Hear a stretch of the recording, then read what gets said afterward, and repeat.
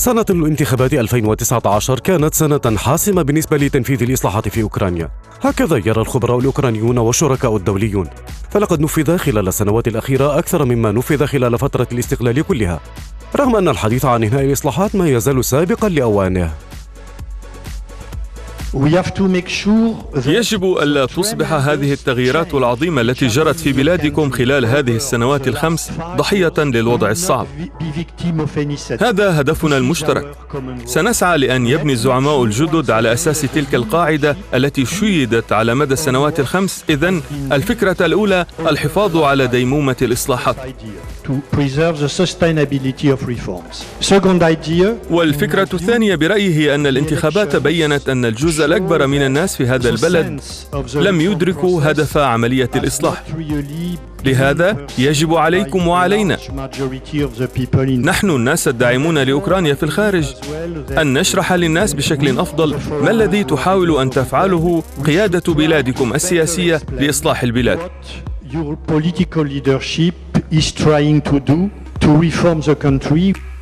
استقرار الاقتصاد وإنشاء المحكمة العليا لمكافحة الفساد وإلغاء التأشيرة مع دول الاتحاد الأوروبي وإصلاح اللامركزية هي أمثلة ناجحة على التغييرات الإيجابية. المنظمة الدولية برأون تدعم أوكرانيا على طريق التطور البشري الهادف إلى إقامة دولة ديمقراطية قوية لا يهمش فيها أحد.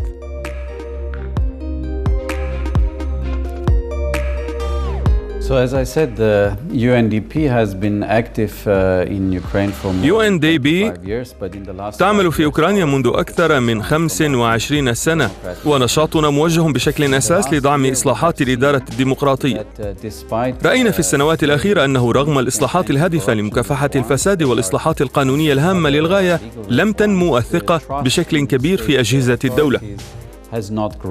لذا إذا أعرنا الاهتمام للانتخابات النيابية والانتخابات المحلية التي ستجري في العام المقبل، فقصدنا رؤية الناس يصوتون لصالح المرشحين الذين يمثلون المجتمع فعلا. من المهم دراسة العوامل المحددة لقيم وشمولية هذه العملية الديمقراطية. Society at large and their political representatives, it is important to look into the factors that determine the integrity and the inclusiveness of these democratic processes. المجتمع الأوكراني يعتبر أن الإصلاحات الهادفة لمكافحة الفساد هي من أهم الإصلاحات في البلاد. الاتحاد الأوروبي يدعم أيضا تطلع الأوكرانيين للعيش في بلد خالي من الفساد مواصلة إصلاح النظام القضائي والانتخابي. أجول في السنوات الأربع الأخيرة في أوكرانيا وألتقي بأناس كثر، وغالبا ما أسألهم لماذا لا يريدون المشاركة في العملية الانتخابية. غالبا ما ألتقي بالمستعدين لتحمل المسؤوليات والذين لديهم أفكار جيدة حول تحسين المجتمع، ولكنهم يشعرون أن الحواجز عالية جدا، وهذا مخيب للآمال، لأن مجموعة الناس المتحكمة بالعمليات السياسية في هذه الحالة غير كبيرة عمليا، ومعظم المواطنين يشعرون بالعجز وفي الغالب بتهميش هذه المؤسسات لهم. لذا أعتبر أنه من المهم أن يشعر كل شخص أنه جزء من المجتمع، سواء على مستوى التفاعل مع المجتمع المدني أو على مستوى التفاعل مع السياسة، وأنه يمثل على المستوى المحلي والمستوى المركزي عن طريق المشاركة في الانتخابات. be that at the local level or at the central level by participating in election.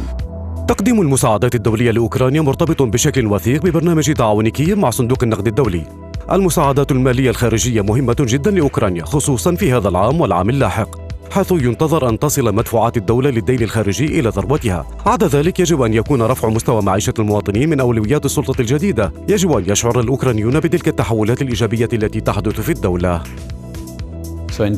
سهلت الإصلاحات حياة المواطنين، اتخذت كثير من الخطوات في الاتجاه الصحيح، وبالطبع هذه العملية مستمرة، إذ من غير الممكن الوصول إلى المرحلة النهائية من الإصلاح، ويجب أن تحسن وتحدث الإدارة العامة باستمرار لكي تصبح الخدمات العامة متاحة أكثر وتلبي احتياجات المواطنين. هذا يشمل أيضا الأشخاص ذوي الإعاقة البدنية أو العاهات البصرية أو السمعية.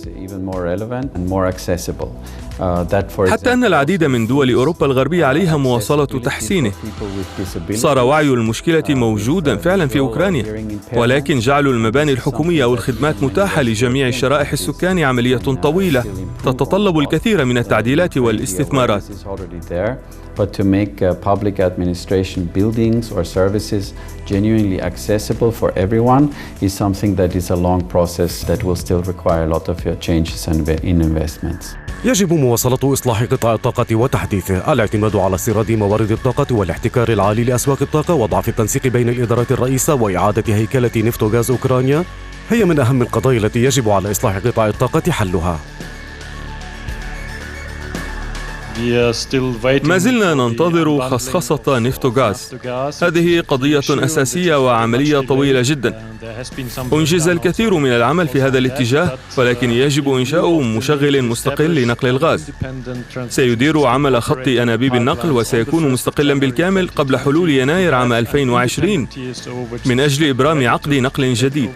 هذه ضرورة ملحة ويجب اتخاذ التدابير العاجلة لتحقيق ذلك. عن دعم المسار الأوروبي جرى الحديث أيضا في مؤتمر الإصلاح الذي عقد مؤخرا في كندا.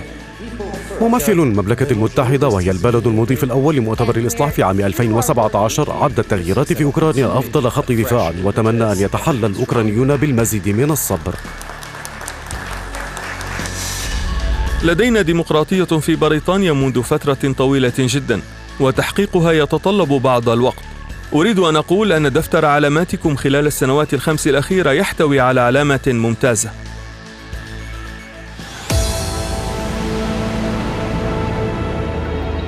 إذن فإن أوكرانيا تتجه بثقة نحو الإصلاح.